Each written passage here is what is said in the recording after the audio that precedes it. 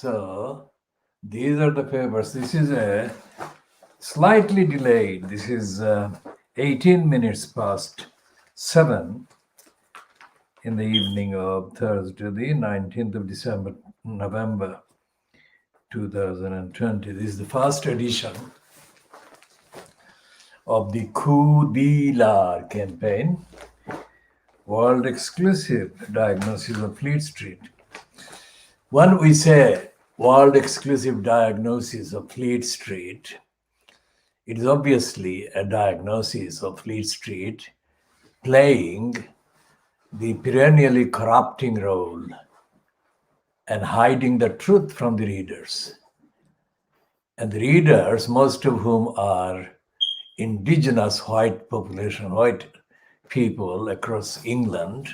So we are kind of concentrating on the indigenous readers or readership of Fleet Street who are gullibles. And the gullibility is completely untenable because what is happening is that in Britain, and today's newspapers, of course, report that Johnson is staging a kind of another diversion.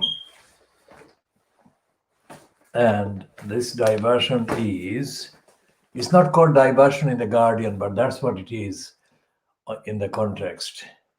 What he's doing, he has found billions they're saying that that Johnson finds 16.5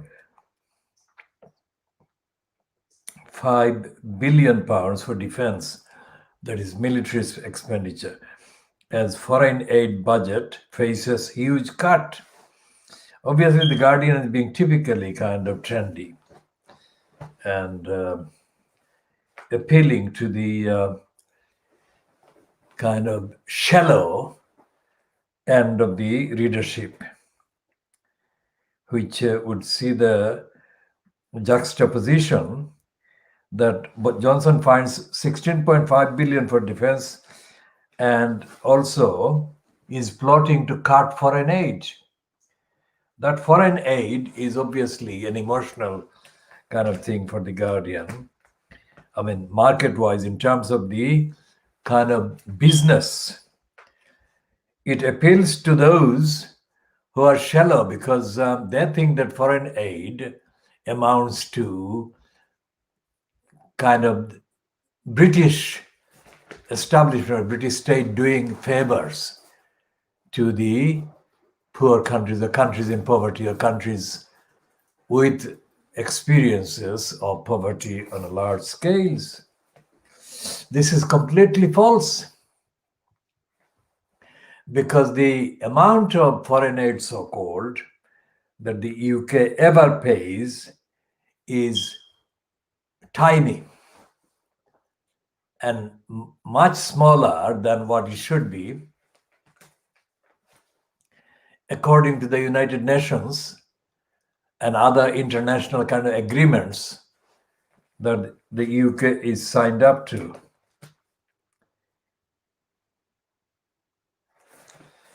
And there is a very interesting headline. It says, top official quit racist Windrush scheme. And it's the same Amelia Gentleman, it's a white woman who was given the award for her pieces in The Guardian about the Windrush generation. And the fact that she was given the Paul Foot Prize for that shows that the whole thing remains racist. I mean, this piece about top official quitting the racist Windrush scheme is itself racist. And what is it saying? It's saying about this woman who's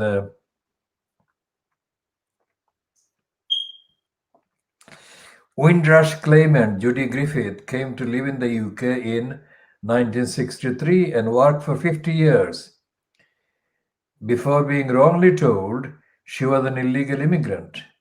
she's still waiting to hear about compensation. Now, this is not something that only happens to people categorizable as Windrush generation. This happens to people from other backgrounds as well. And the reason is apart from the fact that the bureaucracy is racist, but also negligent and incompetent. And the fact that I know that to be the case is not unconnected with my own experience with the Home Office, but that will be kind of detailed in a series of separate kind of programs, because the facts are so extensive that they deserve to be given chapter and verse type of presentation so that anyone viewing can understand everything. Now remember, this program is called the World Exclusive Diagnosis of Fleet Street. And I was saying at the beginning of this part, which is part A for today, which is Thursday, the 19th of November, 2020. It's called Diagnosis of Fleet Street, but it's actually diagnosis of what is conventional British politics. Now, strictly for legal reasons, I will not discuss most of the details about this case involving a man who has been convicted of stalking one of the two MPs in Tower Hamlets, from Tower Hamlets, Bethnal Green and Bow MP Rushnara Ali. So, except to say that this particular individual has been convicted at Snaresbrook Crown Court, according to the report in the Evening No Standards today. And he's been convicted of something else as well, separately. He has been convicted, I think, of exposing himself, and he will be sentenced for that one next Friday. But the one about the conviction that relates to his stalking Rushnara Ali will be kind of decided at a separate kind of hearing, according to the judge that was involved in making the statement today. And as I have said, because of strictly legal evidential reasons, I shall not dwell on either that particular kind of case or on the role of the particular MP generally in terms of constituency kind of work. But there will be interesting, very interesting kind of words and use of words and the prosecution of this individual for threatening Rushnara Ali and also using racist language against her is very significant indeed, because by all accounts, this particular individual appears, although there is no description of his background, but appears to be from a similar background to Rushnara Ali. So whatever he might have said to her or about her, for that to be categorized as racist demands a very serious kind of set of evidence that justify that term racist in this context. But as I say, when he is sentenced and the full kind of details can be kind of discussed, and we shall discuss that specifically in the context of Rushnara Ali's role as the MP for this particular constituency, and what she does and what she doesn't, and to what extent has she been representing the people as against the criminals in the Tower Hamlets Council and the criminals in the so-called social kind of housing sector typified by the criminals at the Tower Hamlets community housing. So we shall defer a full discussion about Rushnar Ali until after this particular individual who began stalking her after he visited her constituency or surgery about seeking help or support over a housing matter. That's all we can say, and we shall say at this time. Now, this item that the Guardian is running about the Windrush people, let's say there's complaints of racism and discrimination in Home Office teams set up to address the Windrush scandal, prompted an internal investigation and the resignation of a senior official, the Guardian has learned. The most senior black Home Office employee in the team responsible for the Windrush compensation scheme resigned earlier this year, describing the scheme as systematically racist and unfit for purpose. It can be repealed. And the Guardian has also learned that a separate set of complaints about discrimination within a different Home Office team researching the causes of the scandal led to an earlier internal investigation. Around 20 members of staff working on the independent Windrush lessons learned review by Wendy Williams were interviewed by a civil service equality, diversity, and inclusion officer after allegations of racially discriminatory treatment were made by minority ethnic staff members. Now, this is grotesquely racist phrase, minority staff members. What they say by minority, they refer to people from Africa and Asia, African and Asian backgrounds. But what is a minority?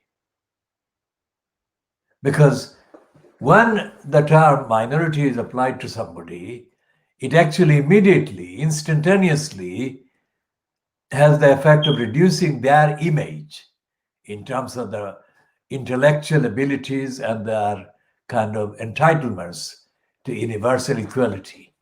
So minority is the wrong thing. It should be replaced immediately by a description of the person, either African or Asian, whatever background. That should be the kind of description, not minority.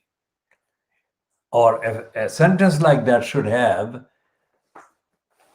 words like members of the staff with African, Asian, Caribbean backgrounds. That is far more accurate than minority.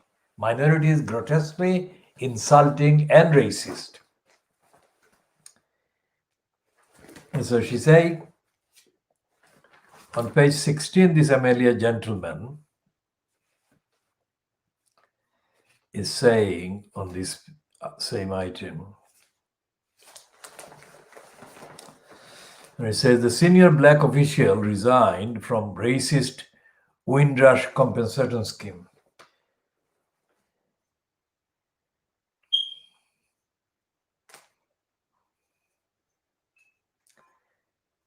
And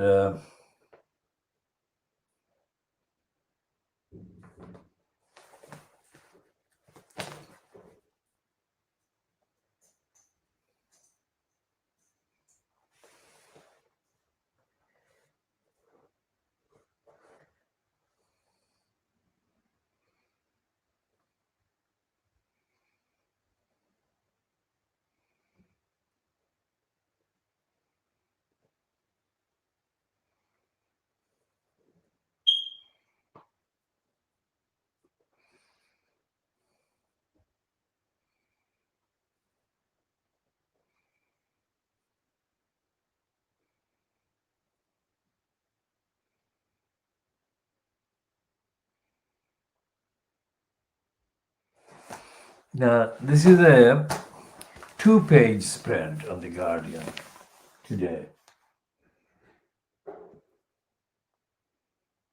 It's mainly by the same person, MLA gentleman. And it's a Windrush Scandal Compensation Scheme. That is the story. And there is another kind of piece by the same MLA gentleman headed, "Still waiting for justice. I feel totally despondent, exhausted, going over the stress, and I want to move on." And there are kind of details of many of the racist kind of treatment meted out to these people from the particular group of kind of migrants and immigrants from the Caribbean. What has happened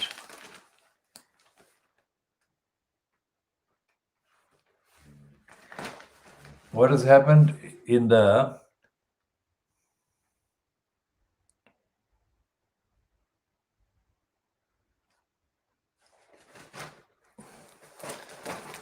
the wake of the kind of revelation of the Windrush mistreatment and the disclosure that Theresa May, who was Home Secretary, that is the Interior Minister at the time, had directed or issued a directive to treat people of African and Asian backgrounds with kind of hostile attitude.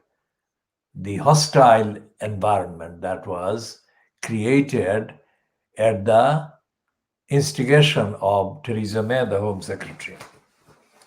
So the Home Office remains one of the UK central government departments that is perpetuating racism and racist discrimination and denial. Now, this is the day which is also seen the continuation of the reporting of the Labour Party's internal kind of rows, if you like, and Keir Starmer refusing to restore Jeremy Corbyn to full Labour Party membership in Parliament. This is something that has been trending generally, and that trending has started since this edition of The Guardian was printed. And what has happened in that one, in the story, that is that Starmer has decided to not allow Jeremy Corbyn to be treated as a fully aged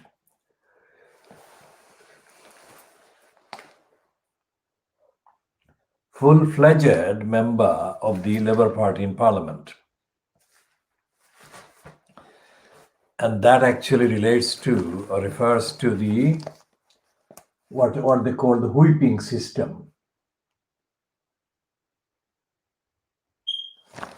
Whipping system means that the Labour Party's management of various votes and various other activities on party lines by MPs kind of are controlled in order to promote the party's supposedly united or unified stand on issues, on motions and on debates, etc. in the House of Commons. And that controlling system is called the whip. It's like whip. And whipping like whipping a horse or a cruelty, meted out to animals. Now that too is a very retrograde and stupid word that should be replaced. But it's nowhere near being replaced because they are not talking about the language, the inappropriate language and the other inappropriate behavior by members of Parliament. They're too bogged down, too sunk in the kind of pettiness and the stupidity and the corruption of the kind of party. And Starmer is not doing much favors to himself, and he most certainly is not doing favors to the people who are entitled to expect the Labour Party to behave in accordance with the duties the MPs owe the people, and more importantly, in accordance with the needs of the people for democratically being accounted to for the behavior of the MPs and the role the MPs play. Now, here is a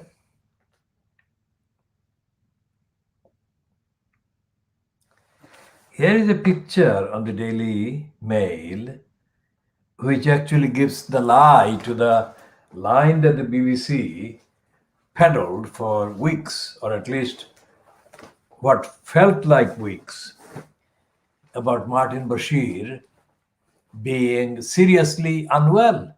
That was the two-word phrase, seriously unwell with COVID-19. That was being run as a line, or as the line, by the BBC about Martin Bashir, parallel to the continuing reporting by the Daily Mail of the alleged allegations by Diana's brother, Charles Spencer, against the BBC and against Martin Bashir. So if he was seriously unwell for 10 days, let's say, or whatever, then this picture shows the opposite of him being unwell.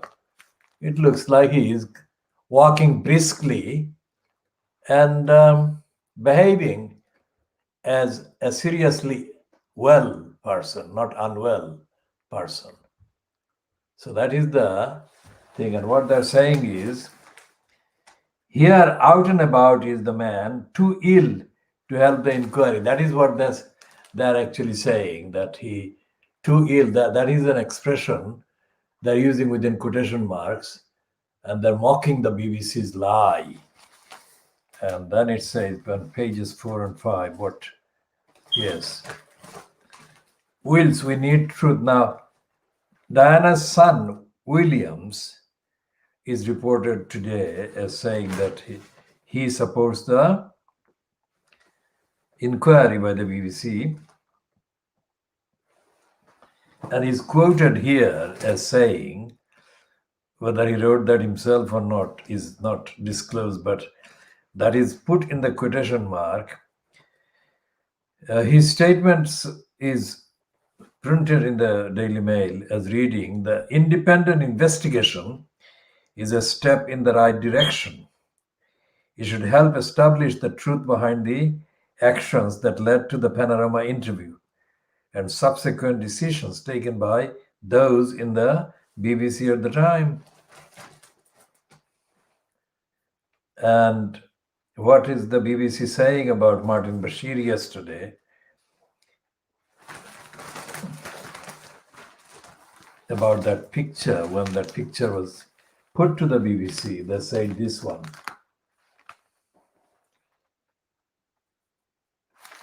So what they're saying there is that Bashir is signed off work by his doctors. He has significant complications from having COVID earlier in the year. Now, if that is the case, earlier in the year, then they didn't say that while they were saying that he was when they were issuing the statement, not earlier this year, at the time that the Daily Mail began publishing these kind of reports about Diana's brother, Charles Spencer, demanding a full and truthful investigation. So the BBC clique is caught lying again.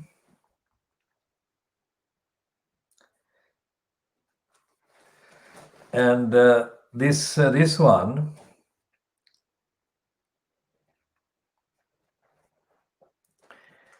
the man who is going to be the kind of inquiry chief is a man called Lord Dyson, who was a master of the rolls. Now, master of the rolls is a post in the court of appeal, and he's this one Dyson was one of the kind of holders of that post, and the Daily Mail is saying that he's respected, and they're also putting a human story there, or human story. Dyson was one of the country's top judges, they're saying, and he moved through the ranks to become master of the rolls, the most senior civil law judge. Before his retirement 4 years ago, his stern judicial front, however, melted away before the Queen. Lord Dyson, 77, described in the autobiography he published after he quit the bench how he was mesmerized at a meeting with Brenda, that is Her Majesty, they call her. She was most gracious and far more beautiful than I had expected, he wrote. I was totally disarmed and charmed by her. After about 10 minutes, she rose and pressed a bell. Almost immediately the door opened and I left the room. I was soon restored to the real world and it was all over. His wife Jacqueline asked me numerous questions about what Her Majesty had said, what the room looked like, and above all what she was wearing. My answers were lacking in detail, and so far as Jacqueline was concerned, deeply unsatisfactory. Everything had happened so quickly, and my mind was in a state of blur. If only I could have told my grandmother, Melvin, about this experience, he wrote, of meeting the Queen on another occasion. I wonder what my mother and grandmother, both of whom were starry-eyed about our royal family, would have made of all this, or made of all of this. His sympathy for the Queen's troubles extended to her need to keep an eye on the teaspoons. He wrote of a royal garden party where she allowed some people who were not royal tent guests to come into the tent to shelter from the rain. Lord Dyson added, she told us that when they had left, some of the gold-plated teaspoons had disappeared. Rather disappointing, she said. Lord Dyson, who has been married since 1970 and has 2 children, regards his Jewish background as central to his identity. He spent much of his legal career dealing with commercial and sports law. Since his retirement, he has continued to work as an arbitrator, most notably in the case of the Saracens Rugby Club and its payroll scandal, which involved breaches of the player's salary cap. However, he has little experience of the sometimes disorderly world of the media. Now, this is the last sentence, that he has little experience about the disorderly world of the media. Now, that is the telling bit in the long spiel about his being starry-eyed and all the rest of it, about Brenda. Now, if that is the case, then obviously the Daily Mail is already kind of sowing the seeds of skepticism that will be reinforced after this kind of investigation ends. And I don't think that is going to make any difference whatsoever, whether it's Dyson or somebody else. Now, the Daily Mail is saying again today how Panorama bosses lied and cheated to cover up scandal. That's what they're saying about that is the Bashir facing Diana in that interview. And what they're saying here, Sam Greenhill, chief reporter, saying Panorama executives conspired, lied, deceived and cheated to hush up the scandal, a veteran BBC reporter claimed yesterday. Tom Mangold said the flagship documentary programs Then editor Steve Hewlett was the chief perpetrator of the cover up. But he said that BBC bosses had been sucked into the deception, which had paralyzed the whole corporation. Mr. Mangold, a reporter on the Panorama for 26 years, said, I believe it could only have been Hewlett. He was the only person who had the knowledge, the cunning, and the motive to be responsible for what happened next. So, just like Watergate, the cover up has turned into a more important story than the crime. He told how Mr. Hewlett, who died from cancer in 2017, had orchestrated an extraordinary bid to hide the calamitous mess created by Martin Bashir's methods for landing his Princess Diana interview. Writing in the Times, Mr. Mangold said, the true story is much bigger than Bashir. Let's read this one. Now, this is what we have been saying is that the BBC has been lying for the entire period. The BBC has been, in other words, BBC has been prevented from telling the truth by the serial crooks and criminals and liars that have been controlling the corporation from the beginning. Now, that is a general statement about the BBC being corrupt and lying and dishonest, or being controlled by the corrupt and the lying. The lying and the corrupt. But it also has been lying and been corrupt and been in denial as a racist organization. That is the thing. Generally, to the domestic people, to the indigenous people, to the kind of gullible, but also in terms of the people of African and Asian kind of backgrounds, and also to the rest of the world, in its broadcasts, the BBC has been lying. And the agenda has been lying agenda. Quite apart from the ignorance that the BBC's reporting contains about the rest of the world. So this Mangold has actually got this piece in the mail, but it's all based on the piece in the Times.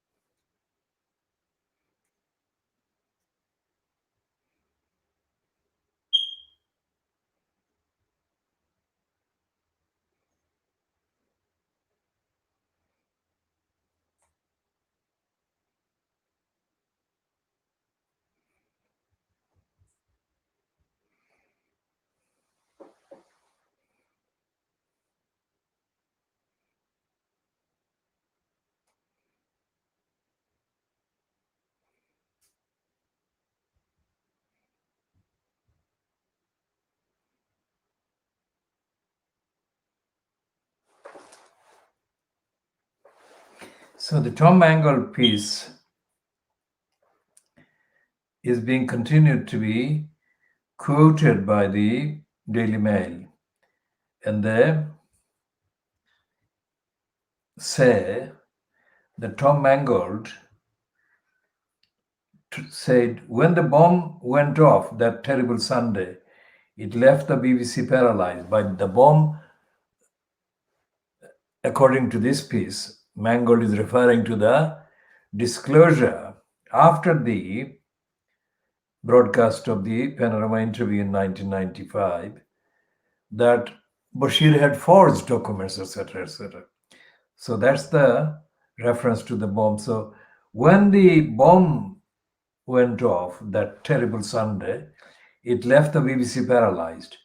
Far from speaking truth unto nations, Britain's most treasured news institution conspired, lied, deceived, and cheated its way out of a scandal that threatened its very reputation, with the possibility of police actions at the end of it.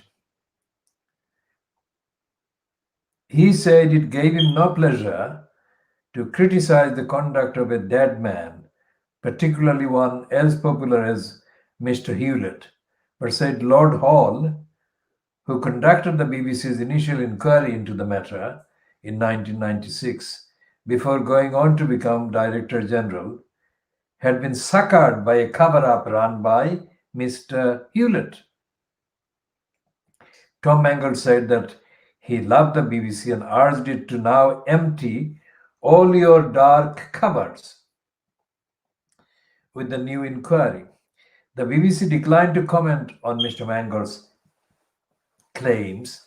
That is to say, the BBC was approached by the Daily Mail on Wednesday, the 18th of November 2020, to comment on Tom Mangold's piece in the Times, and beyond saying that the BBC's new, robust and independent inquiry would get to the bottom of the matter. It would not. And that is what usually happens. Inquiry is taking the steam off a topic. That is what happens. No inquiry conducted in Britain into anything.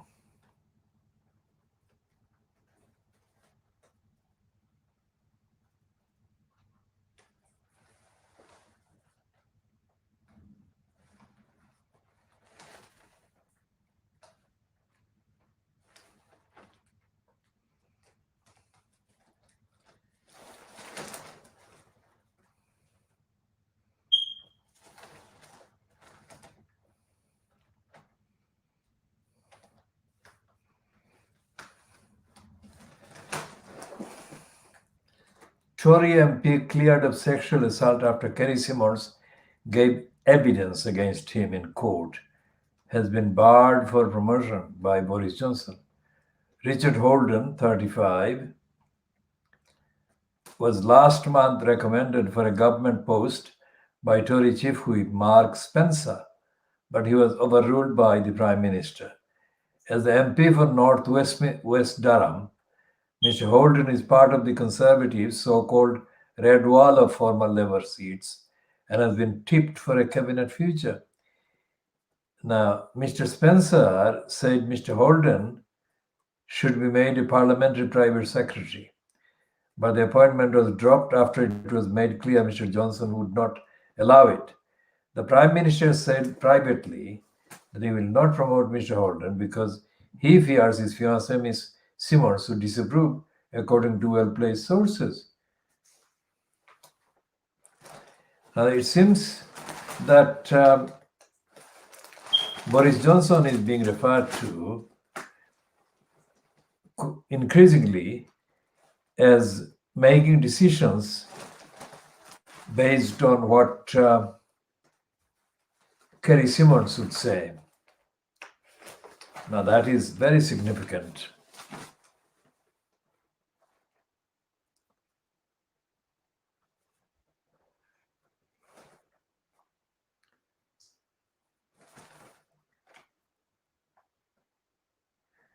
And there is loads and loads and loads and loads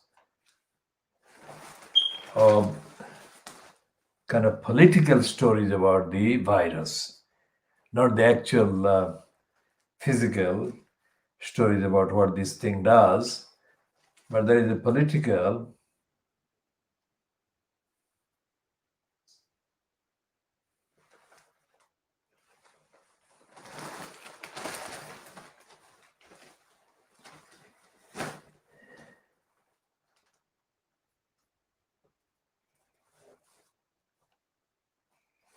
There are one, two, three, four editorials in the Daily Mail. And one of them, the third one, is headed Banish Corbyn Kia. Now, this is absolutely typical of the corrupt contents of the Daily Mail, because Corbyn has not been prosecuted for any crime, and Corbyn has not been found guilty of any offense. So why is the Daily Mail asking Keir Starmer to banish Corbyn?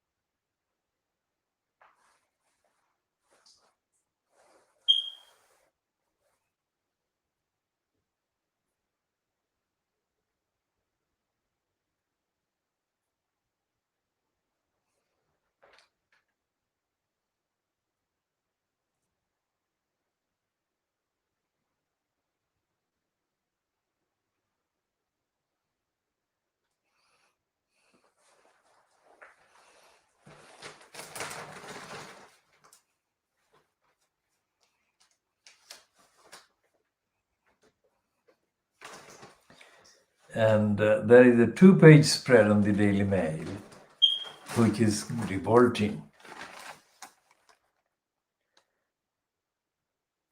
The Daily Mail is treating Corbyn as the disease, not the virus. But Corbyn is the disease that must be defeated. That's what the Daily Mail is saying.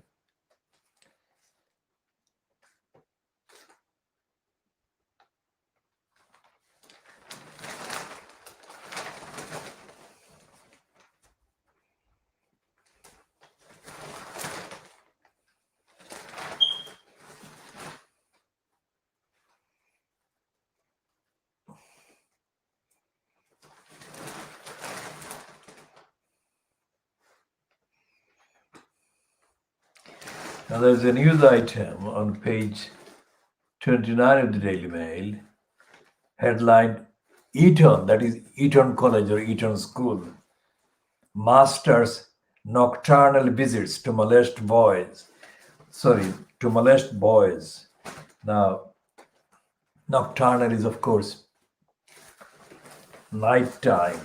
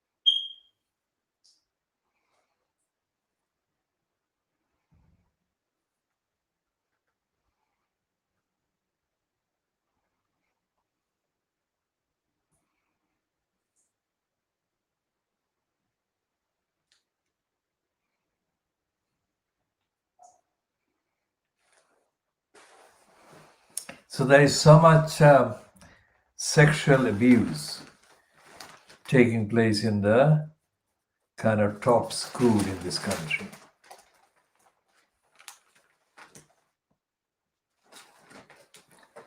And there is another piece in the papers today that sexual abuse and rapes in British universities are rising.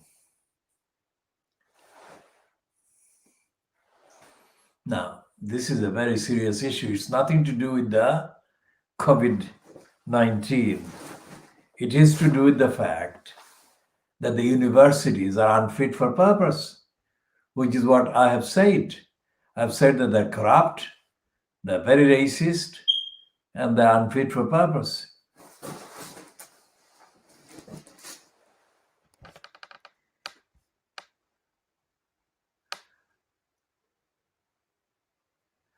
And what is happening with the kind of revelation about the relationship between Boris Johnson's decisions and his kind of awareness that if he makes an appointment or doesn't make an appointment, how would that action be seen by his fiancée, Kerry Simmons?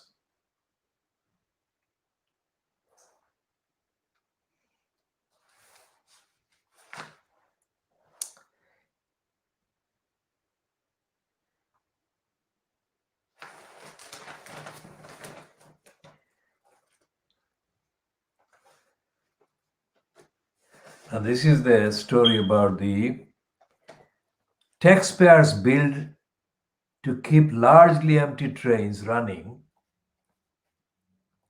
during the pandemic has increased by a third to more than 4 billion.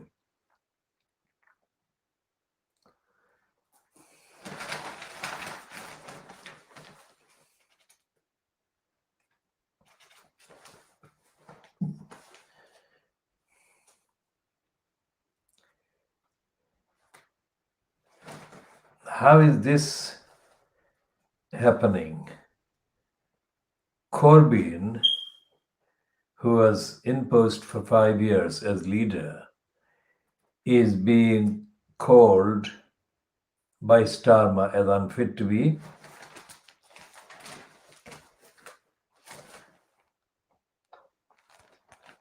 member of the Labour Party in Parliament.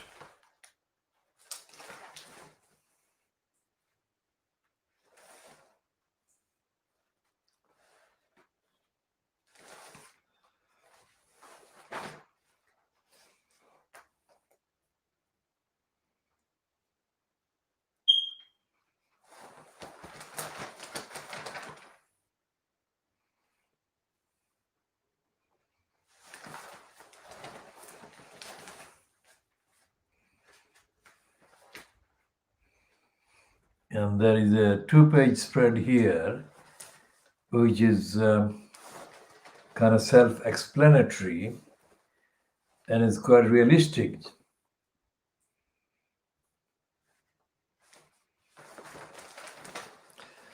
And it says relaxed rules at Christmas, that is, lockdown rules being relaxed at Christmas may mean tough January lockdown. That will happen. Because when the lockdown rules are relaxed, the virus spreads. And this story is quite hilarious. Hilarious in the irony of it, not hilarious at all about the impact that the events involved had on the victims of the bombing and has had on the relatives and survivors. And it says that man arrested over Birmingham pub bombings. And it's by Neil Johnston, Midlands correspondent. Now, here is a piece. Families of the Birmingham pub bombing have been given fresh hope after a breakthrough in the investigation into the 1974 attack led to the arrest of a man. Michael Riley, 65, was detained in a dawn raid at his home in South Belfast yesterday, days before the anniversary of the killings on November 21, 1974. So it's 46 years, isn't it? 46 years. He's been arrested after 46 years. This is again proof that the so-called prosecuting system in this country is not working.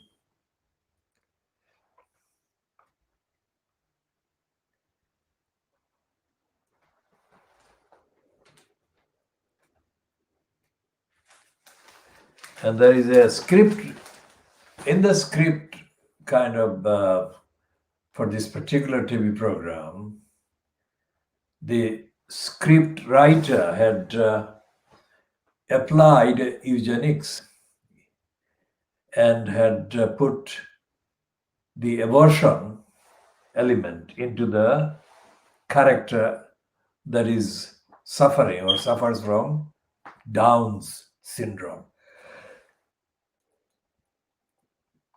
So what they're saying is that children suffering from Down syndrome, well, should not be born, actually. That's what they're saying. And it says, ITV has been asked to cancel a forthcoming storyline on the soap opera Emmerdale, in which a couple terminate a pregnancy after a diagnosis of Down syndrome. So it's not the Down syndrome suffering person who has been asked to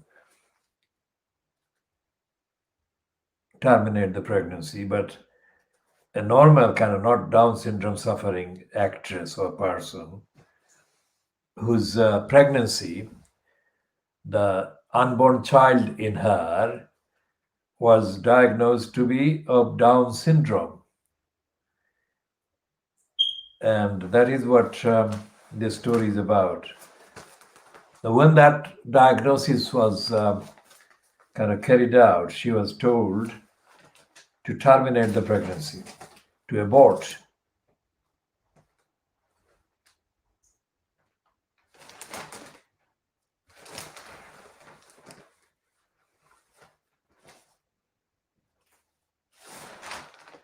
When this and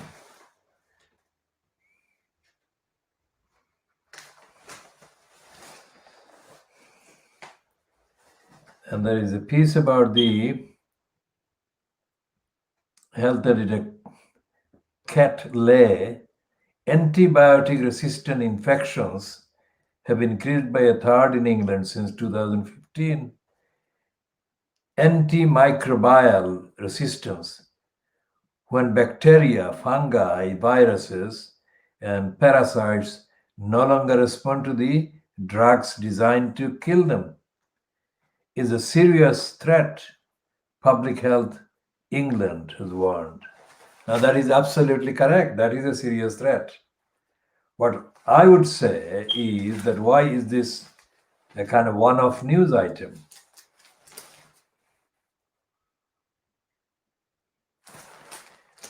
The question is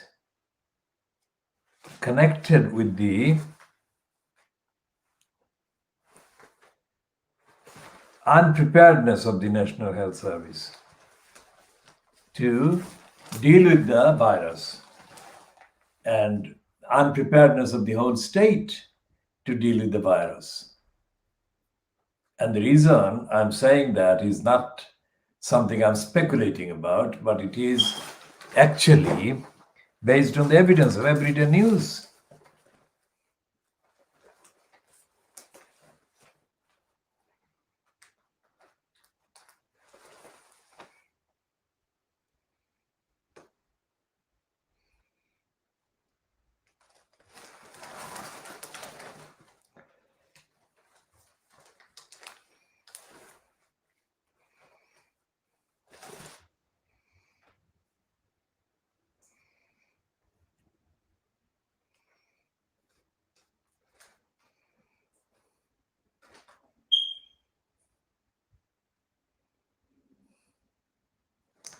And there is a Peter Brooks kind of cartoon which at last gets to some kind of semblance of the truth about the control of Boris Johnson by Kerry Simmons.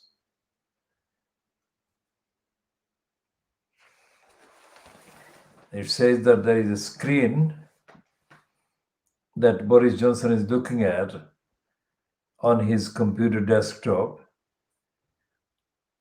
and Kerry is holding a Zoom idiot's guidance in front of him.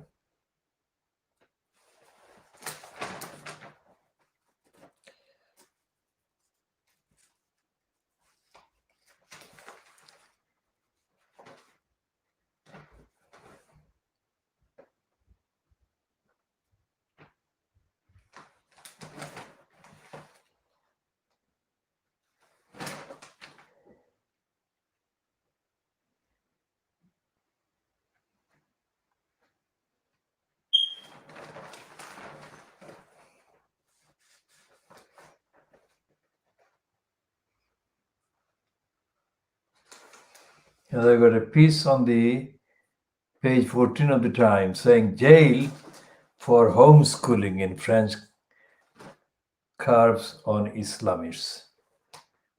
And this is a story continuing the story about the French reviving attacks on Muslims. But now this is a story that relates to my role in creating Jeremy Paxman. anyone who is new to this kind of program and this broadcast is entitled to know, in short, that when I exposed Jeremy Corbyn and diagnosed him in 1984-85 as a racist, when he was an unknown kind of presenter on Nationwide on the BBC, instead of admitting responsibility for allowing a racist broadcaster like Paxman to appear, the BBC retaliated by inventing a whole personality. Within weeks of my diagnosis, that was published in the Black Parents Journal, the BBC retaliated by giving him a cover story treatment on the Radio Times, which was still controlled by the BBC. And they created a completely bogus kind of super broadcaster called Jeremy Paxman. So when this is now what? 2020. So there's 20 years, 30 years, 35 years, nearly 40 years since I never intended him to be created in the personality that they created. But since I diagnosed core racism in the behavior of the BBC generally, of course, and the presenter that time, that was the BBC Nationwide program, was being presented by Jeremy Paxman. So 35 years on, nearly 40 years on, I shall examine this and comment appropriately in the relevant edition.